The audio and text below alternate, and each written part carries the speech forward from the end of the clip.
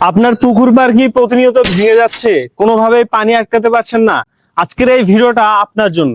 আজকের ভিডিওতে আপনি জানতে পারবেন কোন উপায়ে আপনি আপনার পুকুর পাড় ভালো রাখতে পারবেন এবং পানি ধরে রাখতে পারবেন। তো প্রিয় খামারি ভাইয়েরা, সিমেন্ট ও কংক্রিটের তুলনায় খুবই কম খরচে আপনারা কিন্তু আমাদের মতো এরকম জিও শিট ব্যবহার করতে পারেন। দেখতে পাচ্ছেন আমরা আমাদের পুকুর পাড় গুলোতে কিন্তু জিও শিট ব্যবহার করেছি। তো জিও শিট ব্যবহার করলে এটা কিন্তু অনেক বছর আপনারা টেকসই পাবেন।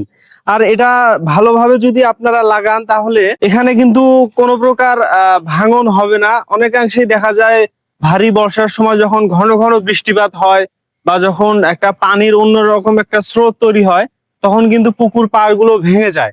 যার কারণে কিন্তু অনেক খামারি ভাই আছে যারা মাছ চাষ করে, তারা কিন্তু আর্থিকভাবে ক্ষতি হয়।